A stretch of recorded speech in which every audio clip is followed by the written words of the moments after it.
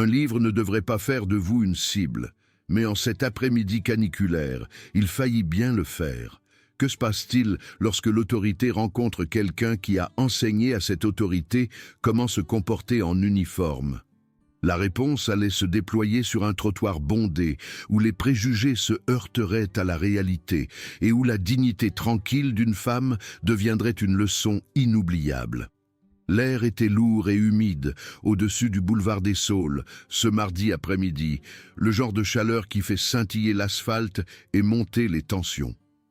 Clara Dubois sortit de la librairie du coin, un sac en toile jeté sur l'épaule, sa silhouette athlétique évidente sous son simple débardeur bleu marine et son jean. Elle avait passé la dernière heure à flâner, choisissant un roman recommandé par une amie, le genre d'échappatoire thérapeutique qu'elle s'accordait rarement ces jours-ci. Le crissement de frein brisa ses pensées paisibles. Une voiture de police s'immobilisa en trombe au bord du trottoir, si près qu'elle recula instinctivement. La portière s'ouvrit avant même que le véhicule ne soit complètement arrêté. « Halte là !» lança l'ordre sec. Clara se tourna, son expression soigneusement neutre malgré la montée d'adrénaline.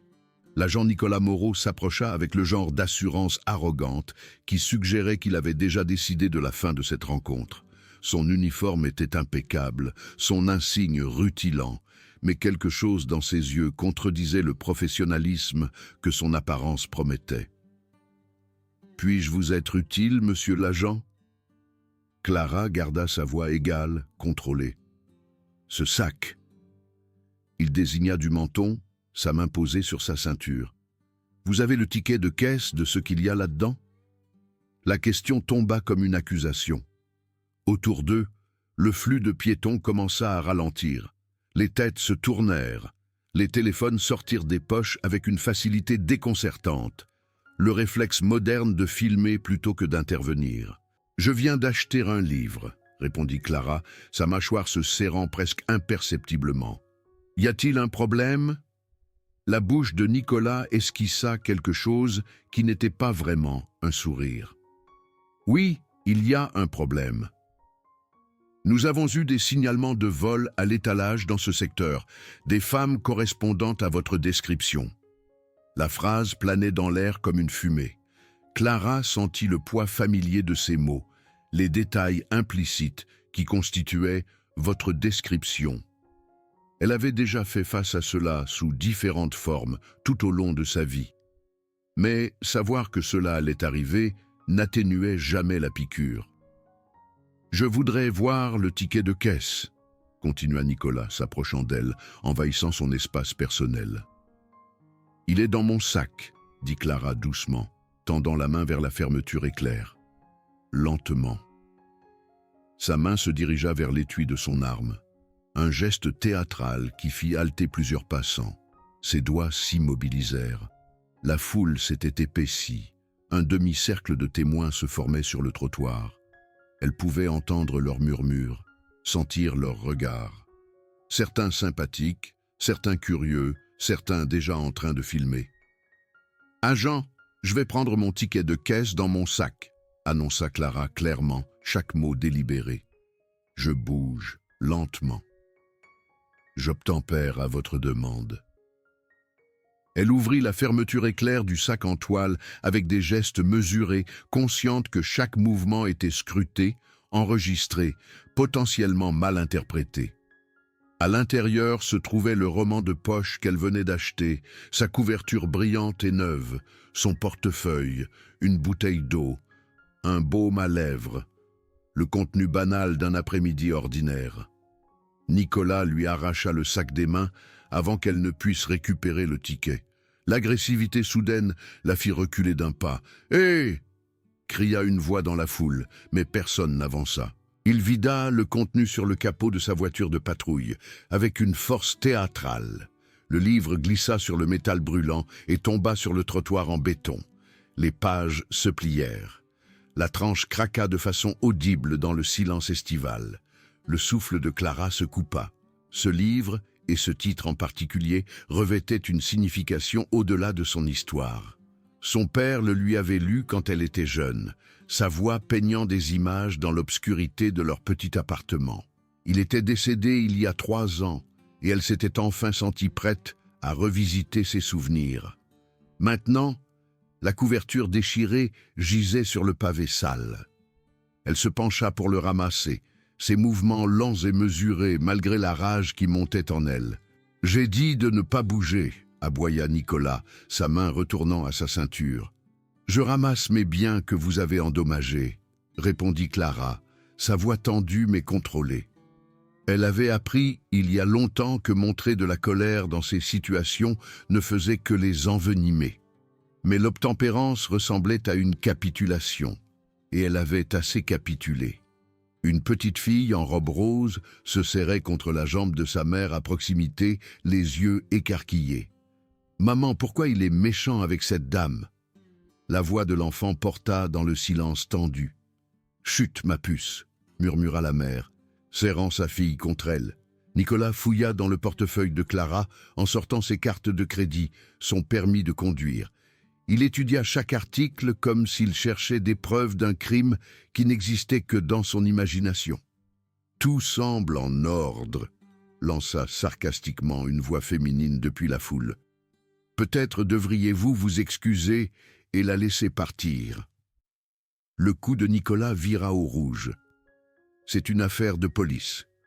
Tout le monde reste en arrière. »« C'est du harcèlement », rétorqua une autre voix. « Nous en sommes tous témoins. » Les mouvements de l'agent devinrent plus agités. Il jouait pour un public maintenant, et le public n'appréciait pas le spectacle. Il devait justifier ses actions, prouver que l'interpellation était justifiée. Ses mains se dirigèrent vers les petites poches de son sac, cherchant quelque chose, n'importe quoi. « Agent, vous devez énoncer votre motif légitime, » dit Clara, sa formation juridique refaisant surface. Vous n'avez articulé aucun soupçon raisonnable au-delà d'une description vague. Ne me dites pas comment faire mon travail, madame. La voix de Nicolas monta d'un cran. Vous, les gens, vous pensez toujours que vous savez mieux. La phrase détonna dans l'espace entre eux. Vous, les gens. 2 mots qui portèrent des siècles de poids, de préjugés, de mépris systémique. Le murmure de la foule s'intensifia. Pardon ? Clara se redressa de toute sa hauteur, sa silhouette athlétique semblant soudain plus imposante. Vous, les gens ? Nicolas réalisa son erreur trop tard. Ses yeux balayèrent les téléphones environnants, les témoins qui filmaient. Ce n'est pas, je ne voulais pas dire. Qu'est-ce que vous vouliez dire ? Insista Clara, sa voix gagnant en force. S'il vous plaît, éclairez-nous tous. Qu'est-ce que vous vouliez dire exactement par là ? Il chercha ses mots, sa confiance d'avant s'effondrait. Il y a un protocole, et vous ne coopérez pas. J'ai obtempéré à chaque demande, rétorqua Clara. J'ai été respectueuse. Je suis restée calme malgré le fait que vous détruisiez mes biens et violiez mes droits devant ces témoins. La mâchoire de Nicolas se crispa. Il perdait le contrôle du récit. Et il le savait. Selon son expérience, les civils reculaient face à l'autorité. Ils s'excusaient même lorsqu'ils étaient innocents. Ils se faisaient petits. Cette femme ne faisait rien de tout cela. « Tournez-vous » ordonna-t-il soudainement, les mains derrière le dos. La foule éclata en protestation. « Pourquoi ? Elle n'a rien fait. C'est inacceptable. » « Nul !» Le cœur de Clara battait la chamade, mais elle se força à respirer lentement. « Pour quel motif m'interpellez-vous ? Vous êtes arrêté pour entrave à l'action de la justice et comportement suspect. » « Comportement suspect » répéta Clara lentement, laissant l'absurdité planer dans l'air. « Lire en étant noir, c'est ça votre comportement suspect ? Ne transformez pas ça en question raciale, claqua Nicolas, tendant la main vers ses menottes. Vous en avez fait une question raciale au moment où vous m'avez arrêté sans motif, répondit Clara, sa voix portant à travers la rue. Vous avez vu une femme noire avec un sac et avez assumé la criminalité. C'est ce qu'on appelle du profilage racial. Agent. Sa main se referma sur son poignet, plus fort que nécessaire. Elle grimaça, mais ne se déroba pas. La résistance ne ferait que lui donner une justification pour l'escalade. « C'est une agression !» cria quelqu'un. « Nous filmons tous !» Nicolas hésita, soudain conscient du nombre de caméras pointées sur lui. Sa prise se relâcha légèrement, mais il ne la lâcha pas. « Contrôlez ses papiers !» suggéra une voix masculine dans la foule. « Au moins, faites ça avant de l'arrêter. » Des perles de sueur perlaient sur le front de Nicolas. Il s'était mis dans une impasse, et la foule le sentait. De sa main libre, il fouilla dans le tas d'affaires de Clara sur le capot de la voiture, cherchant parmi le contenu éparpillé de son portefeuille. Ses doigts accrochèrent quelque chose de dur et rectangulaire dans une poche latérale. Il le sortit, s'attendant à une autre carte de crédit. Au lieu de cela, il se retrouva à fixer une carte d'identité militaire, du genre avec des caractéristiques de sécurité intégrées et des sceaux officiels. La couleur de son visage changea. Sa bouche s'assécha. Clara le regarda lire, vit le moment exact où la reconnaissance fit jour. Elle resta silencieuse, laissant la découverte parler d'elle-même. « Et Marine nationale française », lut Nicolas à voix haute, sa voix hésitante. « Groupement de formation des commandos marines ». La foule se pressa. « Elle est militaire ?»« Force spéciale, c'est comme les commandos marines. » « Oh là là, il est dans de beaux draps, celui-là. » Les yeux de Nicolas balayèrent la carte plus bas. Sous le nom et le grade de Clara se trouvait sa fonction. Instructrice principale, cours de qualification commando marine. Ses mains se mirent à trembler visiblement. « C'est mon identification », dit Clara doucement, son ton passant de défensif à autoritaire. « Je crois que vous la connaissez bien. » Il leva les yeux vers elle, et elle vit le moment où sa mémoire rattrapa le présent. Ses yeux s'écarquillèrent. « Vous » souffla-t-il. « Oui » confirma Clara. « Moi, instructrice Dubois, du séminaire de formation tactique auquel vous avez participé il y a 2 ans. Celui où vous avez échoué au scénario d'éthique et de jugement. 2 fois. » La foule tomba dans un silence stupéfait. Cette révélation reformulait tout ce dont ils avaient été témoins. Ce n'était pas seulement une citoyenne harcelée. C'était une instructrice militaire qui avait formé des forces de l'ordre, profilée par quelqu'un qu'elle avait elle-même tenté d'enseigner. La main de Nicolas retomba de son poignet. « Je ne reconnaissais... » « Vous ne m'avez pas reconnu parce que vous ne m'avez jamais vraiment vu, » interrompit Clara, coupant court à son excuse. « Ni alors, ni maintenant. Vous avez vu une femme, vous avez vu la couleur de ma peau, vous avez vu vos propres préjugés, mais vous n'avez jamais vu la personne. » Elle fit un pas en avant, reprenant son espace. Nicolas recula instinctivement.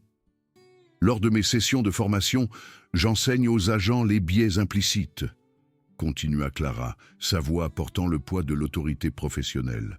« Je leur enseigne les droits constitutionnels, la désescalade, la manière de traiter chaque citoyen avec dignité, quelle que soit son apparence.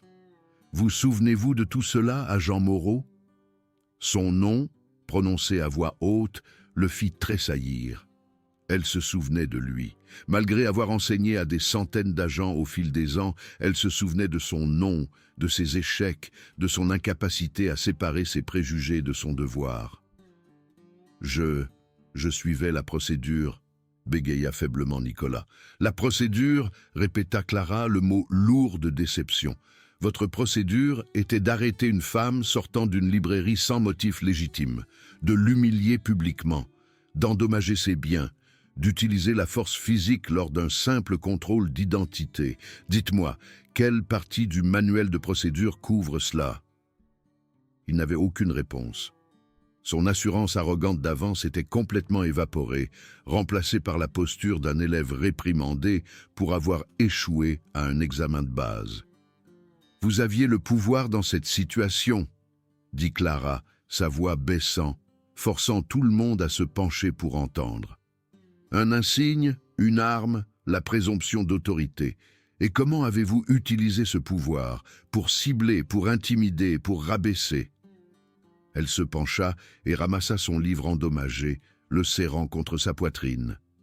C'était le roman préféré de mon père. Il était concierge et n'a jamais dépassé la classe de 3e, mais il croyait au pouvoir des histoires, de l'éducation, de l'amélioration de soi. Il m'a appris que le savoir n'était pas un luxe, c'était une arme contre l'ignorance. Ses yeux se fixèrent sur ceux de Nicolas. Et l'ignorance, agent, est la chose la plus dangereuse qu'une personne en uniforme puisse porter. La phrase résonna dans la foule comme un coup de cloche. Les téléphones capturèrent chaque mot. Ce n'était plus seulement une confrontation, c'était un moment d'enseignement, diffusé en temps réel à d'innombrables spectateurs. Vous avez échoué à mon cours parce que vous n'avez pas pu séparer vos biais personnels de vos responsabilités professionnelles, continua Clara sans relâche.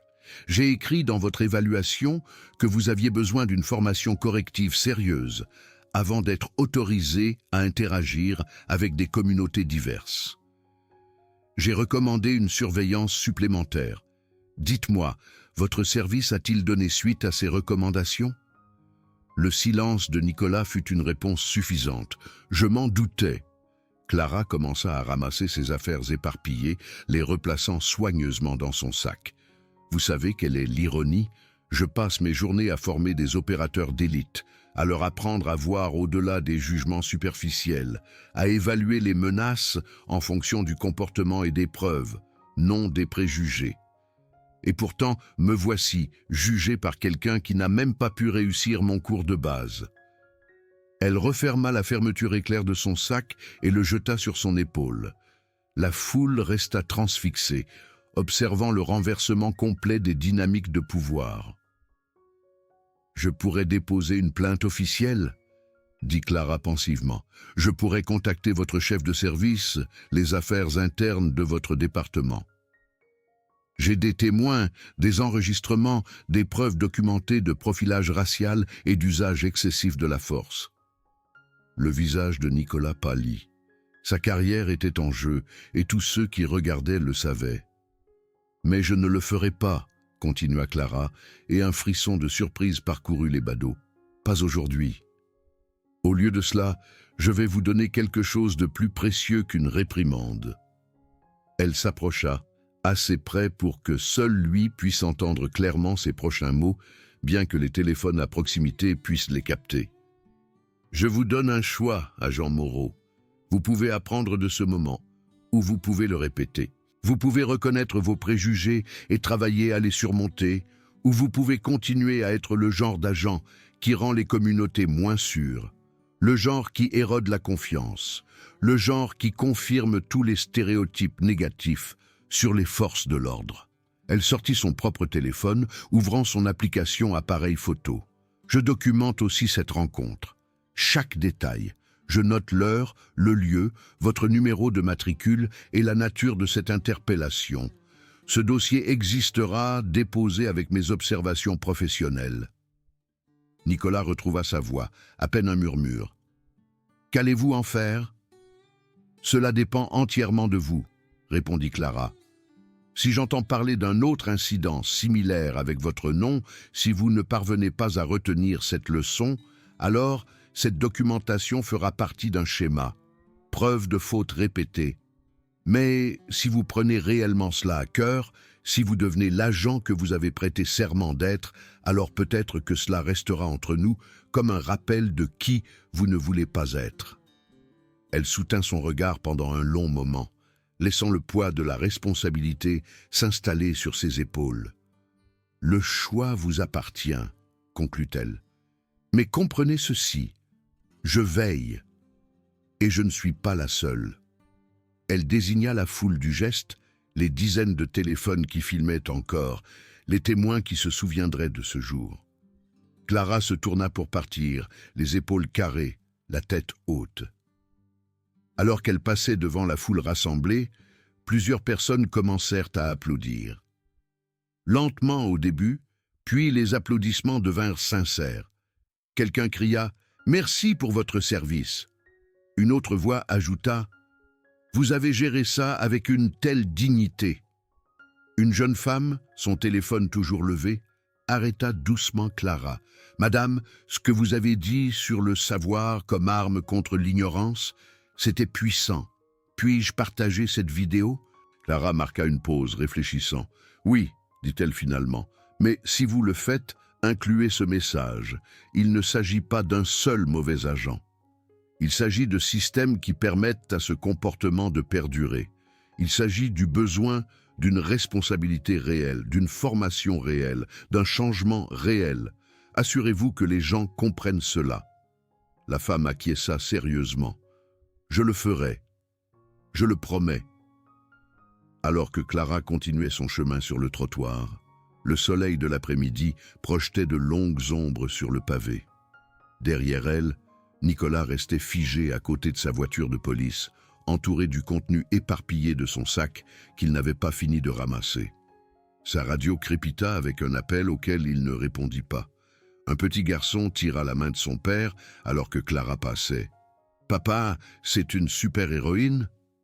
Le père sourit doucement, observant sa silhouette s'éloignant. « Pas le genre qui porte une cape, mon fils. Mais oui, je dirais que si. » Clara entendit l'échange et sentit quelque chose se relâcher en elle. Cette confrontation aurait pu se terminer si différemment. Elle connaissait les statistiques, savait combien d'incidents similaires dégénéraient en tragédie. Sa formation militaire lui avait appris à rester calme sous la pression. Mais aucune formation ne pouvait entièrement préparer quelqu'un à l'indignité d'être profilé, ciblé, interrogé pour le simple fait d'exister. Elle pensa à son père, aux innombrables fois où il avait dû faire face à un traitement similaire, sans les moyens de se défendre. Combien d'indignités avait-il avalées en silence? Combien de fois avait-il été arrêté, interrogé, fait se sentir moins qu'humain? Tout cela parce que quelqu'un en position d'autorité ne pouvait pas voir au-delà de la couleur de sa peau. Le livre endommagé dans son sac lui semblait plus lourd maintenant, alourdi par les souvenirs et la signification. Elle achèterait un nouvel exemplaire, mais celui-ci, déchiré, resterait avec elle comme un rappel. Preuve que la lutte n'était pas terminée, que la vigilance était nécessaire, que le silence équivalait à la complicité. Son téléphone vibra avec des messages entrants. La nouvelle s'était déjà répandue dans son réseau militaire. Des collègues prenaient des nouvelles, offrant leur soutien, exprimant leur indignation en son nom. Elle répondrait plus tard. Pour l'instant, elle voulait juste rentrer chez elle, digérer ce qui s'était passé en privé. Mais en tournant au coin d'une rue plus calme, Clara s'autorisa un petit sourire satisfait. Elle avait tenu bon. Elle avait refusé d'être rabaissée. Et peut-être, juste peut-être, avait-elle enseigné à un agent une leçon qu'il retiendrait vraiment. La question était de savoir s'il choisirait d'en tirer les leçons. De retour sur le boulevard des Saules, la foule se dispersa lentement. Nicolas resta à côté de sa voiture de police, fixant le trottoir vide où Clara s'était tenue. Ses mains tremblaient encore. Son esprit rejouait la rencontre, la voyant maintenant avec d'autres yeux, à travers l'objectif des caméras, à travers la perspective de la femme à qui il avait fait du tort. Il se souvenait d'elle du cours de formation maintenant, bien qu'il ne l'aurait jamais admis à voix haute. Elle avait été exigeante, rigoureuse, refusant la médiocrité de la part de n'importe quel agent de son programme. Il avait alors ressenti son autorité, s'était plaint à ses pairs qu'elle était trop rigide, trop critique. Il avait échoué à ses scénarios parce qu'il s'était appuyé sur des préjugés plutôt que sur des preuves, sur des stéréotypes plutôt que sur l'observation. Il n'avait pas appris la leçon alors. Mais debout là, entouré de témoins de sa faute professionnelle, il se demanda s'il l'avait enfin apprise maintenant. La chaleur de l'après-midi pesait alors que Nicolas commença enfin à ramasser les objets éparpillés du capot de la voiture. Sa radio crépita de nouveau, la centrale appelant son numéro d'unité. Il devrait répondre éventuellement, devrait expliquer pourquoi il avait été hors service si longtemps, devrait décider s'il fallait rédiger un rapport sur la rencontre. Et si oui, quelle version des faits documentés? La vérité le ferait paraître sous un jour terrible, mais les vidéos étaient déjà en ligne. La vérité ne lui appartenait plus. Alors que Clara Dubois rentrait chez elle à travers les rues de la ville, le poids de l'après-midi se souleva progressivement de ses épaules. Elle avait affronté l'autorité et gagné, non par l'agression mais par la dignité, non par la violence mais par la vérité. Son père aurait été fier. Elle portait cette fierté avec elle, ainsi que le livre déchiré qui, d'une certaine manière, signifiait plus maintenant qu'avant. Demain, elle retournerait à son travail de formation de la prochaine génération de combattants. Elle continuerait à leur enseigner le jugement, les biais, la responsabilité qui accompagnait le pouvoir. Et elle ajouterait l'histoire d'aujourd'hui à son programme, un exemple de l'importance des leçons, de l'essence de la formation, de la raison pour laquelle la complaisance face à l'injustice rendait tout le monde moins en sécurité. Mais ce soir, elle pleurerait la dignité qu'elle avait dû défendre, la normalité qui lui avait été volée par les préjugés d'autrui, le simple après-midi qui s'était transformé en une autre bataille dans une guerre qu'elle était fatiguée de mener. Le progrès était lent, douloureux, mesuré par des moments comme ceux-ci. Mais c'était un progrès néanmoins, et Clara Dubois continuerait d'avancer, une confrontation, une leçon, un moment de vérité à la fois.